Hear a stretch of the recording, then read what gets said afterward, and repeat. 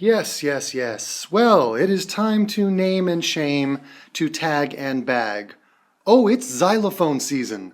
They're running in the fields. They're easy to pluck off. Just look for the sickly one, the thin one, the foreheady one. It's time to expose to you, to make clear to you just how vacuous and pointless this woman is.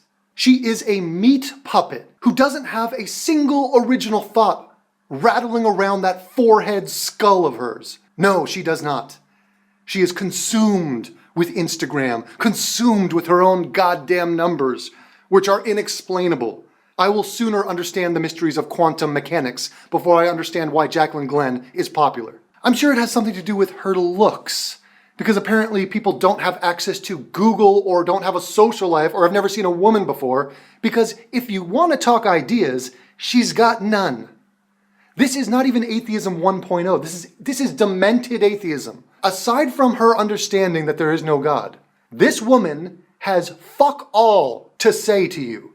Now, she's been caught red-handed again and has come to my attention. I did not research this. I give credit to those that did in the description. This time, she has stolen the intellectual property of one dickhead named Matt Dillahunty.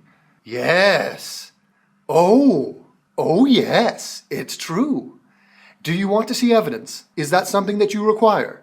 Then here it is. Where do you get your limits from? I get my limits from a rational consideration of the consequences of my actions. Ridiculous to me. My morality is based off of a rational consideration of the consequences of my actions. Let's say somebody goes around and rapes and murders somebody, and then after they're done, they get saved. What's the punishment for them? Oh, the punishment is hell. No, they got saved. They got saved. Are you saying that a rapist can't be saved? And to the people out there who say that I'm only an atheist so I can go out and be a terrible person with no consequences, your thinking is a little backwards. I mean, if a Christian goes out and murders somebody and repents after, they're saved. No consequence. Christianity is not a moral system, it is an immoral system, because it specifically says that there aren't necessarily consequences that you're going to have to pay because of a loophole. And what is the loophole? It has nothing to do with how good you are or how morally you act or anything else. It has to do with whether or not you're willing to be a sycophant to an idea. I mean, if a Christian goes out and murders somebody and repents after, they're saved. No consequence. It's not because of how morally they acted or how good of a person they were. It's because they kissed God's ass. So the idea that secular morality offers no guarantee that people will ever pay for their crimes and their atrocities is not an argument against secular morality, because that is a tenet of Christianity. It is the foundation. So the whole idea that secular morality is just a way out of being held responsible for your actions is completely ridiculous, because that's a tenet of Christianity. See, because on this show we actually care about whether or not things are true.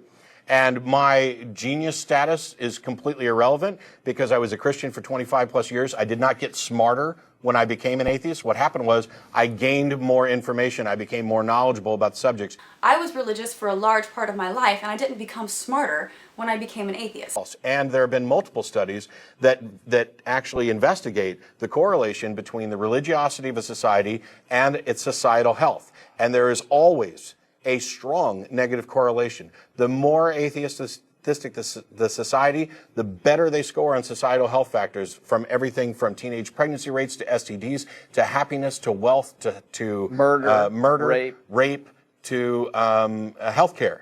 Not to mention, there have been several studies that look at the correlation between the religiosity of society and its societal health. The more atheists, the healthier it is. I mean, from teenage pregnancy to STDs to rape to murder to healthcare. I mean, just look at the evidence. Oh, Jaclyn.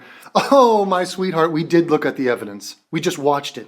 And yet again, you have been caught red-handed. It's getting goddamn embarrassing at this point. We all knew this.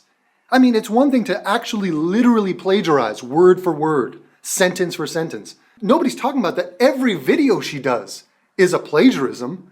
It's not her thoughts. She's bringing nothing to the table.